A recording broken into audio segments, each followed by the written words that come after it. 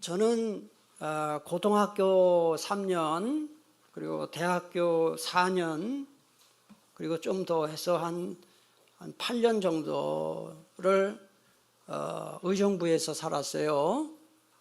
77년부터 80 한 5년까지인가 이렇게 살았습니다. 그래서 청년부 때 저는 교회를 의정부에서 신앙생활을 했습니다. 그리고 저는 청년부 때 이제 청년부 회장도 했어요.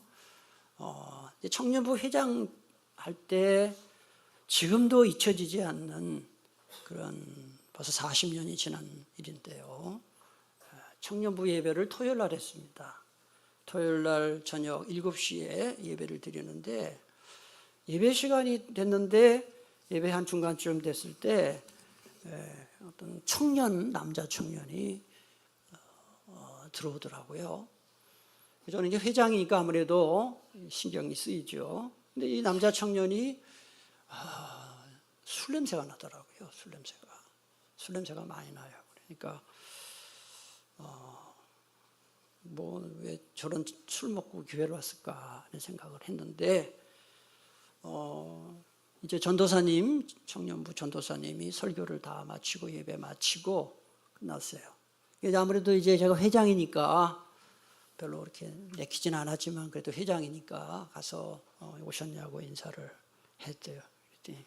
그 술 냄새 풍기는 청년이 아유 회장이시냐고. 네, 그렇다고. 그러니까 제가 그때 그 청년이 한 말이 지금도 생각이 나요. 회장님, 제가 사실은 오늘 자살을 하려고 약봉지 들고 지금 자살하러 했는데 어릴 때 교회를 다녔대요. 교회를 다녀서 내가 죽을 때 죽더라도 예배나 드리고 죽자. 그리고 온 게 이제 우리 교회예요. 그러면서 깜짝 놀랐죠. 그래서 회장님, 제가 오늘 예배 드리고 설교 말씀을 듣고 죽지 않기로 했습니다. 그러더라고요. 아멘이십니까? 남의 일이니까 별로 감동이 없네요. 죽지 않기로 했습니다. 그래서 왜요? 그러니까 오늘 설교 말씀에 내가 힘을 얻었다고. 그날 설교가 별로였거든요. 제가 듣기에는 그 전도사님 설교가 그날 설교가 그렇게 뛰어난 설교는 아니었어요. 제가 그 이야기를 지금도 기억해요. 왜 기억하느냐? 여러분, 매주 주일마다 예배 시간 돼서 이 시간 11시 반에 와서 맨날 그 예배가 그 예배를 또 강단에 맨날 그 똑같은 목사가 서서 설교를 하는데 오늘도 그냥 설교를 시간이 됐으니까 듣고 이럴 수 있어요.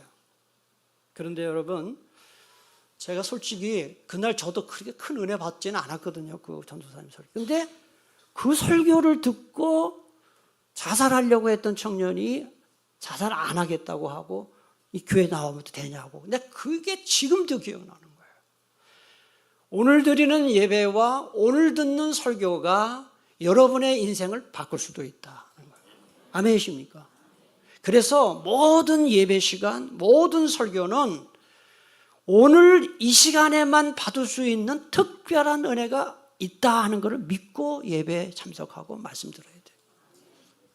오늘 여러분들이 평소에 받지 못했던 특별한 은혜를 꼭 받으시기를 축복합니다.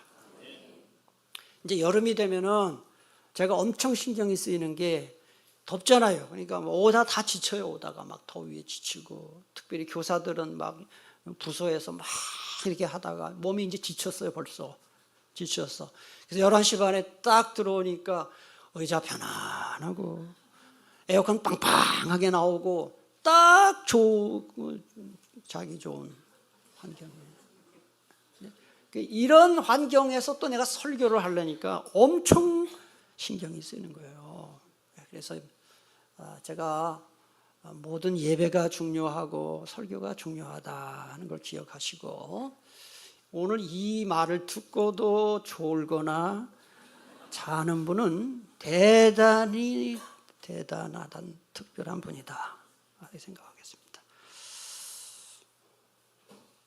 은혜 받으시기 바랍니다. 이 성경은 지식이나 이해의 대상이기 전에 신앙과 신뢰의 대상이라는 점은 이 기독교 신학의 오랜 기초이자 고백이에요. 라틴어 격언에 이런 격언이 있어요. 같이 읽을까요? 이해하기 위해 믿는다라는 라틴어 격언이 이거를 잘 보여줍니다. 모든 것을 아시는 하나님과 달리 인간의 이성은 굉장히 유한적이기 때문에 그래요. 그래서 이해해서 믿는 게 아닙니다. 믿어야 이해가 되는 게 성경 말씀이에요. 그래서 장 깔뱅을 비롯하는 모든 개혁주의 신학자들은 성경이 진리임을 깨닫는 것이 우리의 뛰어난 어떤 지적 능력이 아니라 오직 성령께서 역사하시는 덕분이라는 것을 일관되게 말했어요. 학문적으로 아무리 뛰어난 지식이 있는 사람이라도 성령님께서 마음을 열어주셔서 깨닫게 하지 아니하시면 이 성경책은요, 역사책, 윤리책에 불과하고 말아요. 오늘도 여러분 말씀 들을 때 성령께서 여러분의 마음을 열어주시고 성령께서 여러분에게 깨닫게 해주시기를 축복합니다. 히브리서 11장 3절에 보니까 같이 읽을까요? 믿음으로 모든 세계가 하나님의 말씀으로 지어진 줄을 우리가 아는, 온 천지 만물이 하나님의 명령과 말씀으로 지어진 이 사실은 과학적, 지식적 이해가 아니라 오직 믿음을 통해서만 수용하고 깨달을 수 있는 영역이에요. 인간의 유한한 머리로 무한하신 하나님의 경륜을 완전히 이해하겠다? 말도 안 되는 거예요. 말이 안 되는 거예요. 그래서 초대교회의 위대한 신학자이자 교부인 아우구스티누스가 삼위일체 하나님과 계시의 진리를 완벽히 이해하기 위해서 깊은 고민에 빠져서 바닷가를 거닐고 있었어요. 그런데 저쪽에 보니까 한 조그만 어린아이 하나가 모래사장에 구멍을 파가지고요, 조그만 조개 껍데기로 바닷물을 구멍에다가 계속 퍼다나르는 그 모습을 봤어요. 그래서 아우구스티누스가 아이에게 물었어요. 뭐 하고 있냐? 그때 아이가 이렇게 대답했어요. 이 넓은 바닷물을 다 퍼서 이 구멍에 담으려고 그래요.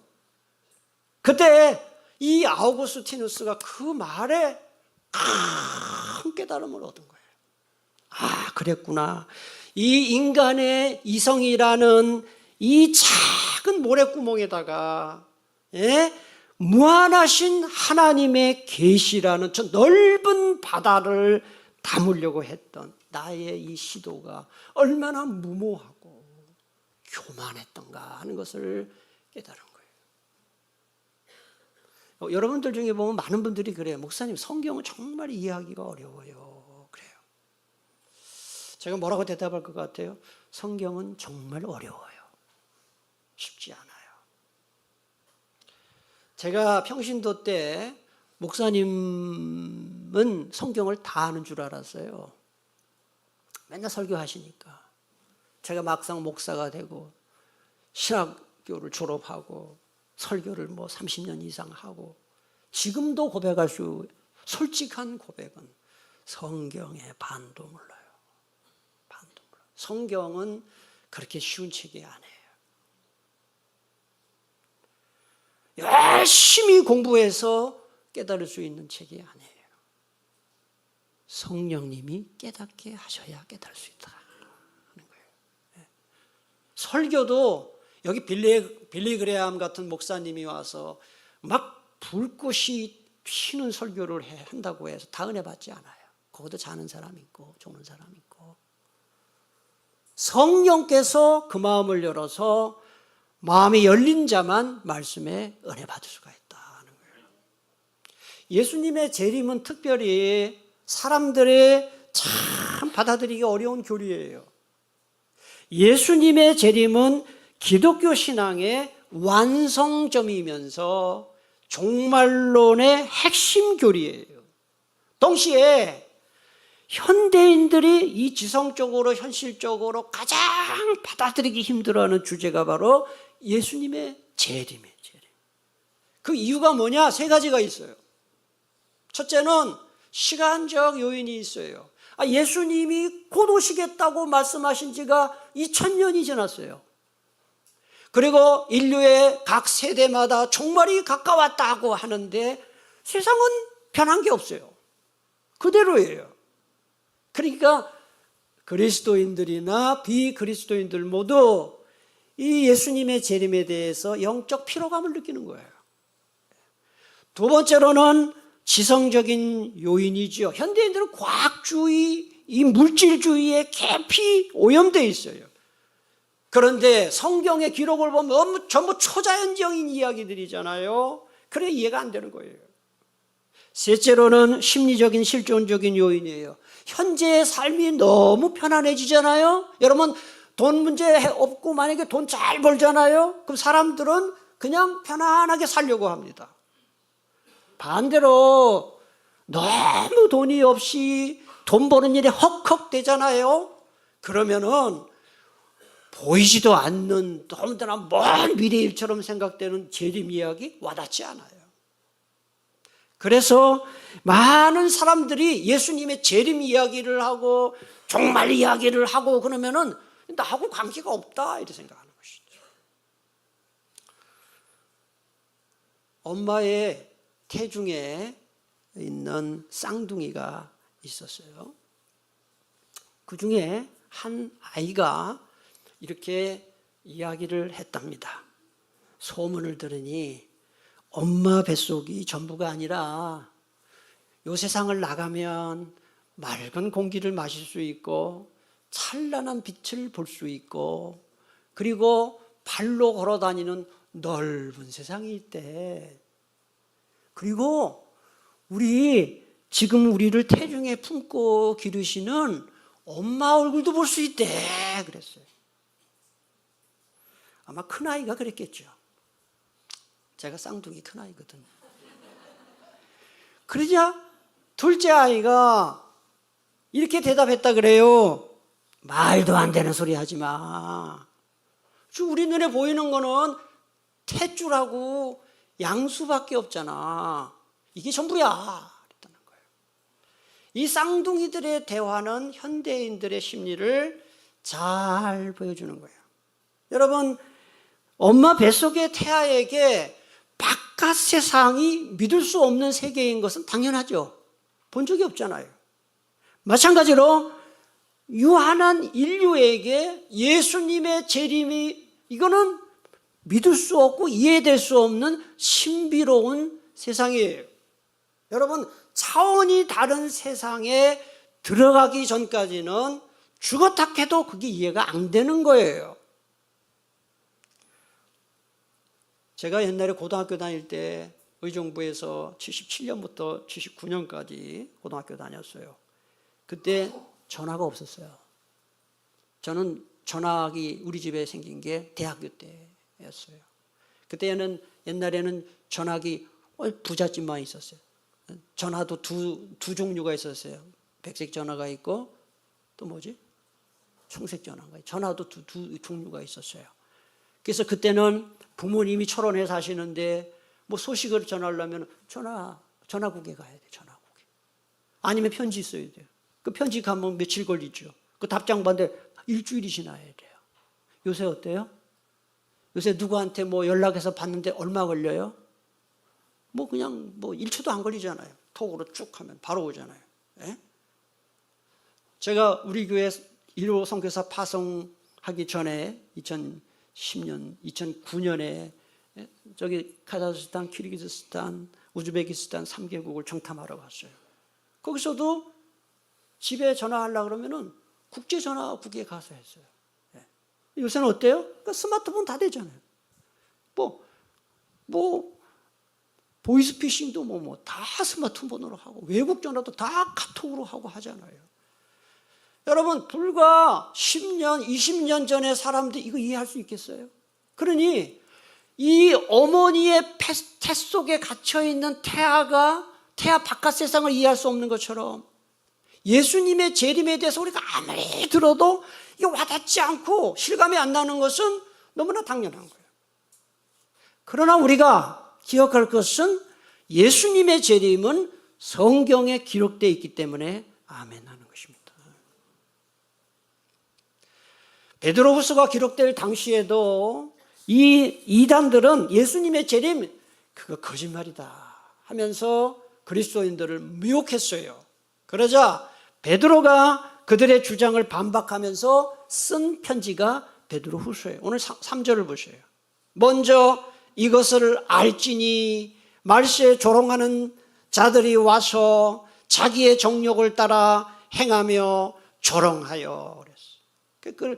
여기서 먼저 이것을 알지니라는 말은 내가 지금부터極중요한 핵심을 말하겠다라는 강조의 표현이에요. 여기서 말세라는 말이 나오는데 이 말세는 여러분 예수님이 재림하시는 날 지구의 종말을 말하는 게 아니라 예수님이 이 세상에 처음 오신 때부터 다시 오실 때까지의 이 기간, 쉽게 말하면 신약시대 전체를 말하는 거예요. 우리가 살고 있는 이 세상을 지금 뭐라 그럽니까? 말세라고 해요. 말세. 말세 중에 말세다 그래요. 그게 지금은 신약시대는 전체가 말세예요. 또 여기 보면 3절에 조롱하는 자들이라는 것은 당시 교회 내부에 침투해서 성도들을 미혹한 누구를 가리킬까요? 이단들을 가리킵니다. 자, 질문하겠습니다. 예수님의 재림이 가까울수록 이단들의 숫자는 늘어날까요? 줄어들까요? 점점 늘어날 겁니다. 그들의 미혹의 강도도 점점 커질 겁니다. 그런데 이 이단들의 특징이 3절의 끝에 나와요. 자기의 정욕을 따라 행한다. 겉으로는 진리를 말하는 것 같지만 사실은 탐욕을 추구한다. 여러분, 예를 들면 이단 중에 이단인 신천지나 통일교 보세요. 통일교 원래 교주가 누구였습니까? 문선명이었죠. 근데 지금은 이 총재가 한학자예요. 한학자. 문선명 부인이에요. 여러분 아시죠? 문선명 부인하고 문선명의 아들들하고 엄청난 권력 투쟁이 있다는 거. 예. 아들이 뭐 몇 명이 정확히 모르겠어요. 많아요. 이 총재의 자리가 권력이에요. 여러분 천정궁 지난번에 내가 사진도 보여드렸잖아요. 엄청난 재산이 있어요.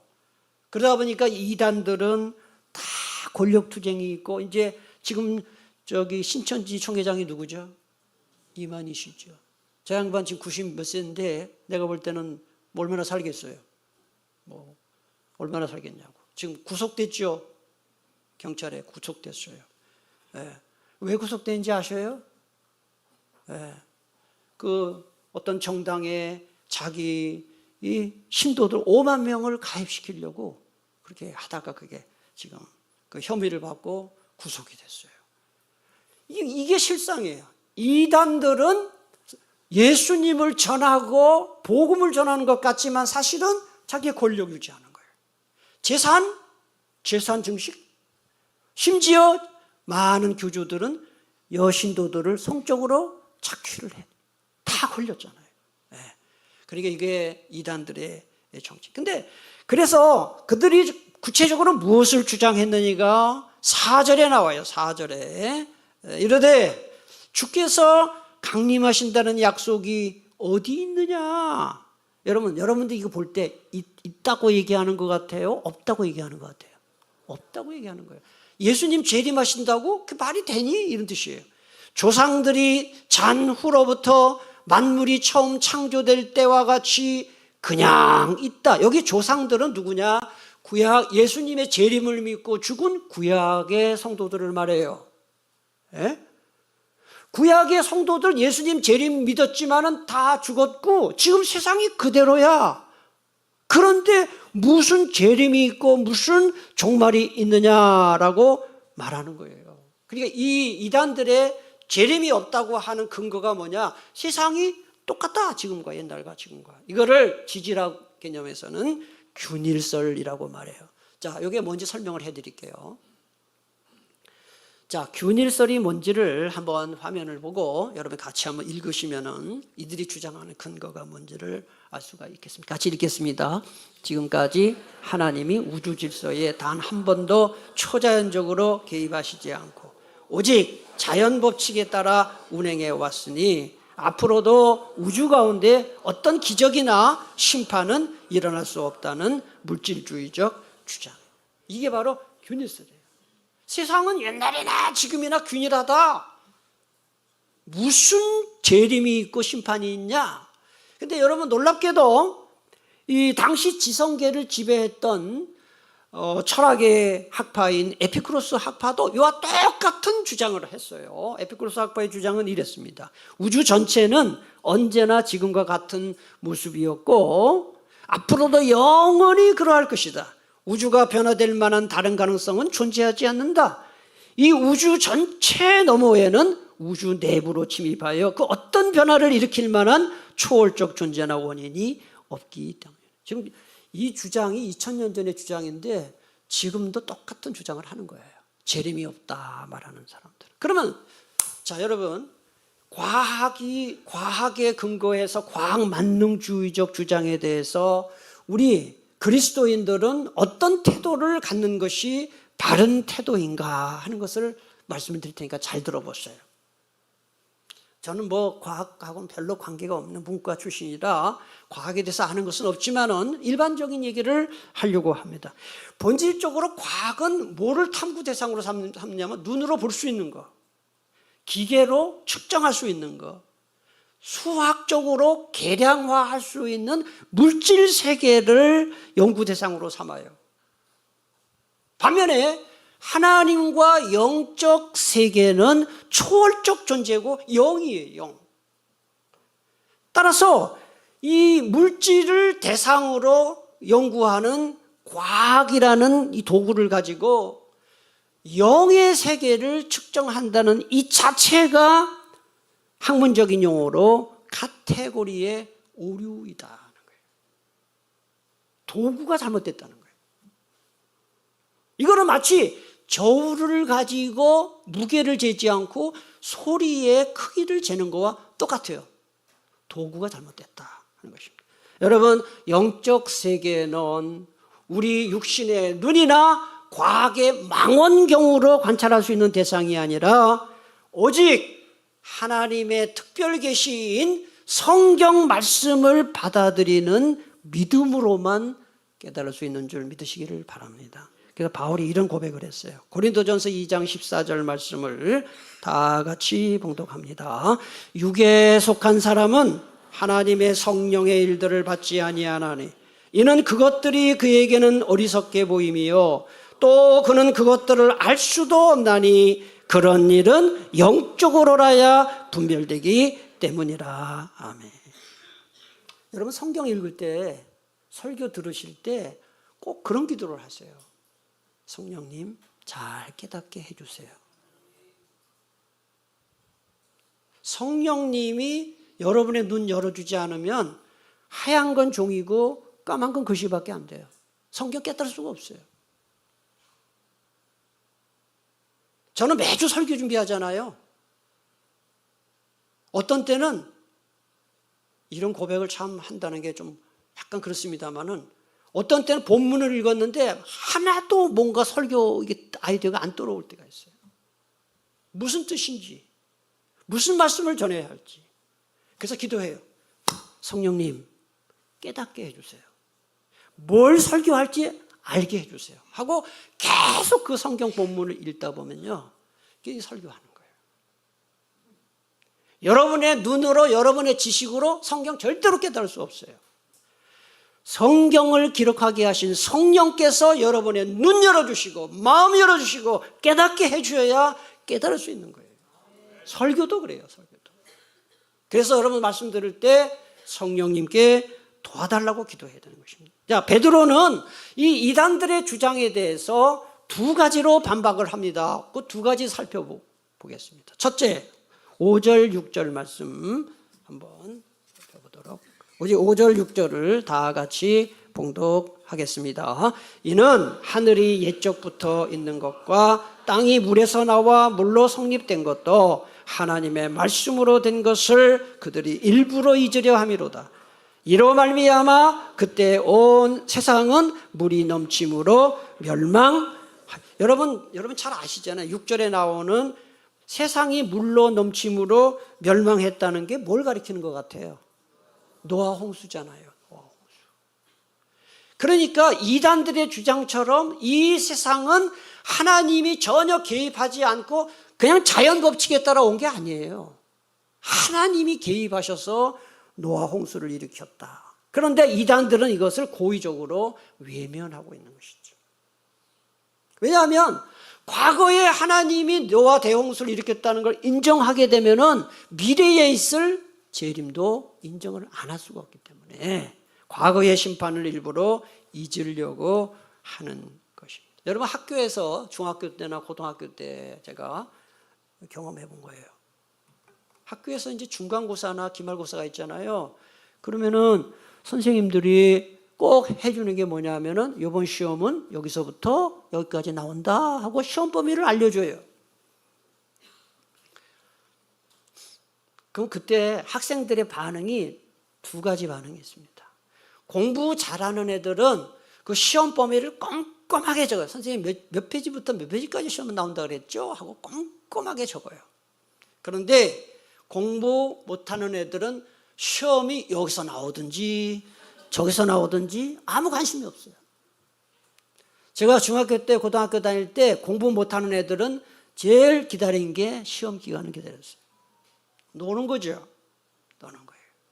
그리고 나중에 이제 뭐 보면은 뭐 시험 범위를 뭐 선생님이 잘못 가르쳐 줬다고 얘기하기도 하고 뭐 들은 적이 없다고 얘기도 하고 그렇게 얘기하는 거예요.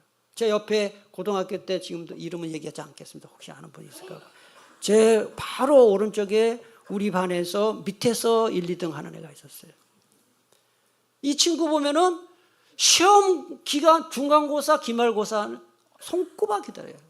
언제지도 모르고 항상 저보고 야 영범아 시험 언제냐 그러고 신나는 거예요.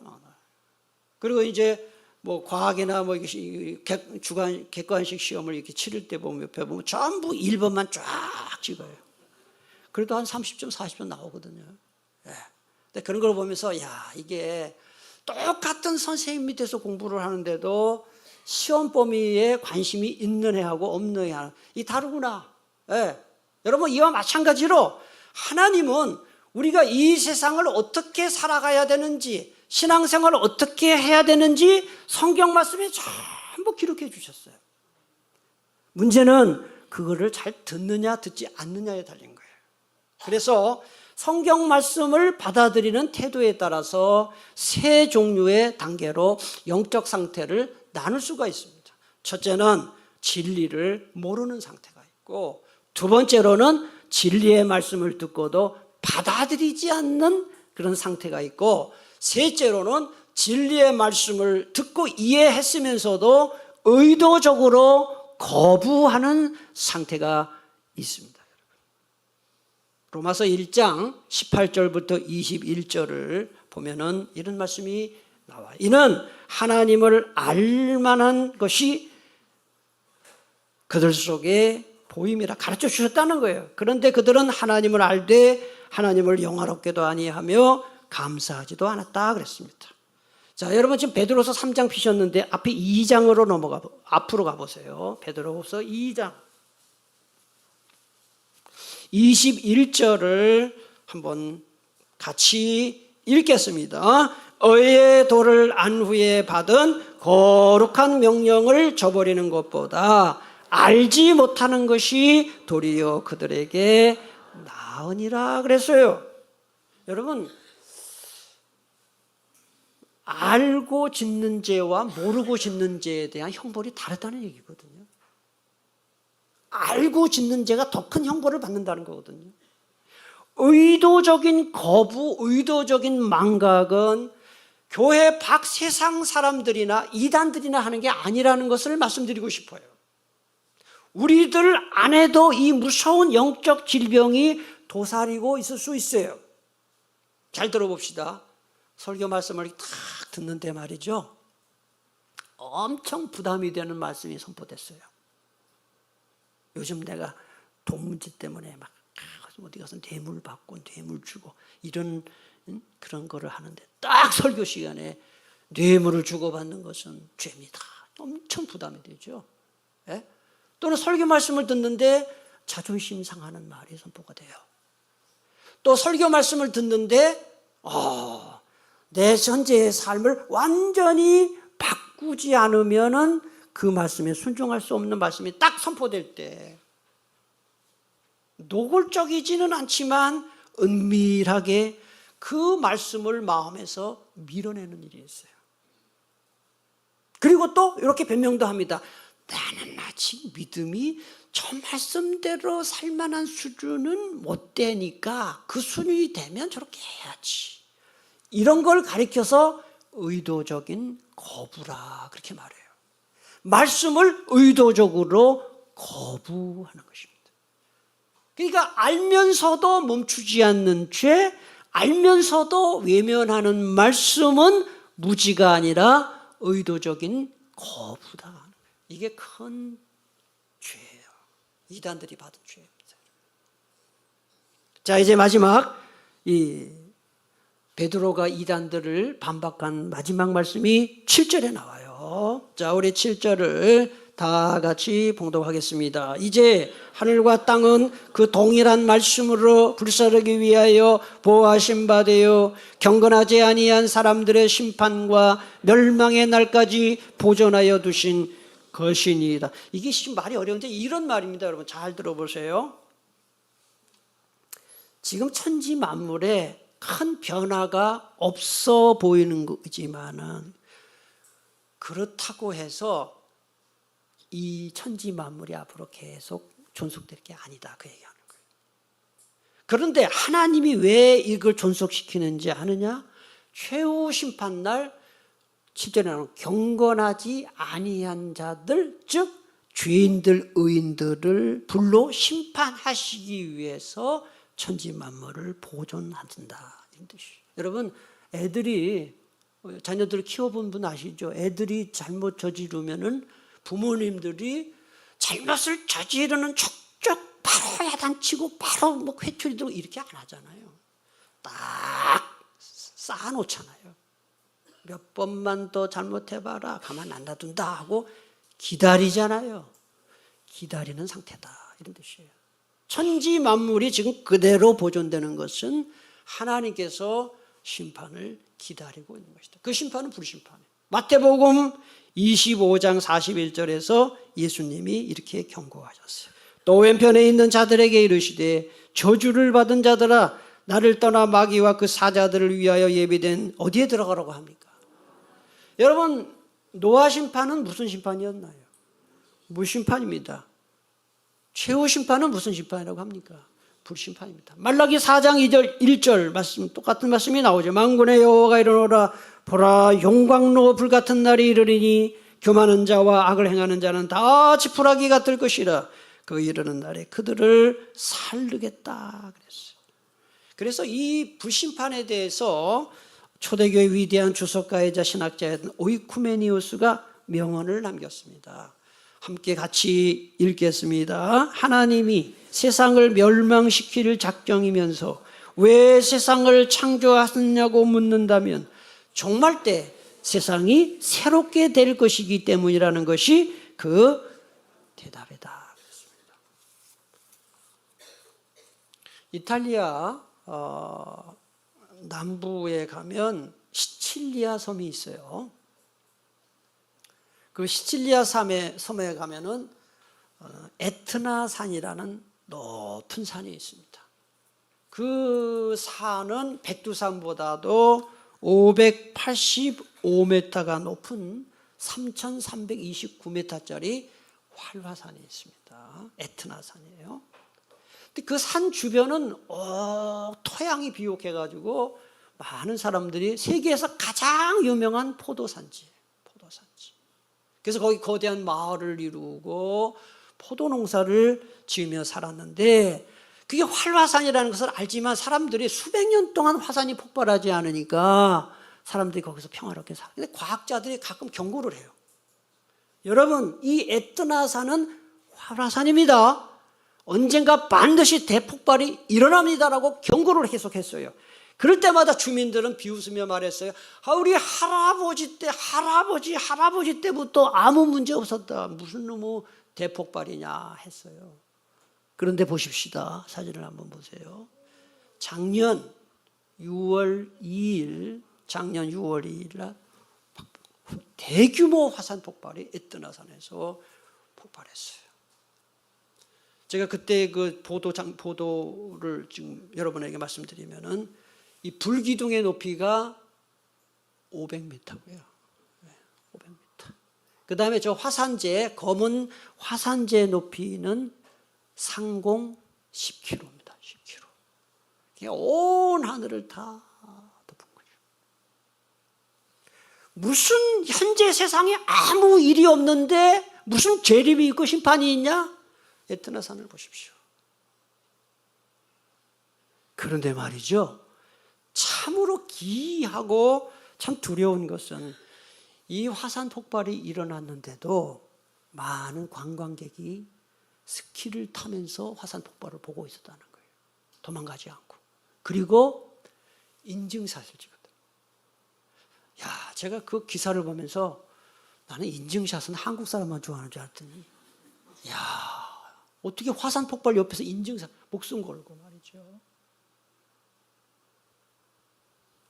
하나님의 준엄한 이 심판 경고를 읽고 들으면서도 외면하고 마음에서 지워버리려는 이 세대의 사람들과 저 사람들은 똑같은 사람들이다 생각됩니다. 말씀 맺겠습니다. 지금도 하나님을 거부하는 사람들은 예수님 재림 강한 거부감을 갖고 있습니다. 그런데 지금까지 역사를 쫙 공부를 해보면, 제가 역사 공부를 열심히 하고 있습니다. 지금도 매일 역사 공부를 하는데 보면 이 세상의 인류의 역사는 과학이 지배하지 않았습니다. 성경 말씀에 예언된 대로 역사가 흘러왔습니다. 여러분 다 아시죠? 아시리아 제국, 바벨론 제국, 페르시아 제국, 헬라 제국, 로마 제국, 다 성경에 기록된 대로 그 순서대로 제국이 왔습니다. 지금 세상이 돌아가는 것도 성경에 다 예언대로 가고 있습니다.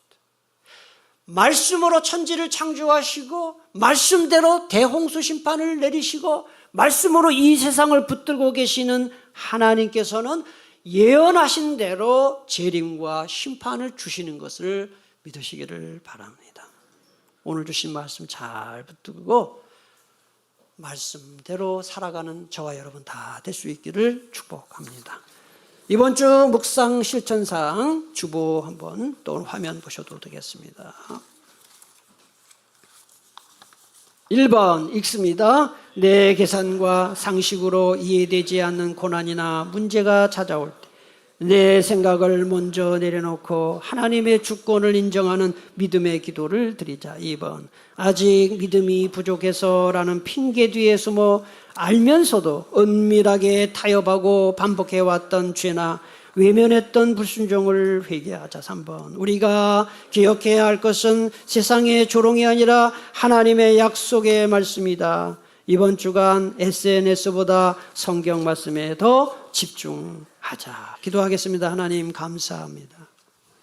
성경에 나오는 모든 예언의 말씀들은 하나도 빠짐없이 남김없이 반드시 말씀대로 이루어질 것을 믿는 믿음이 우리에게 있게 해 주시옵소서. 예수님의 이름으로 기도하옵나이다. 아멘.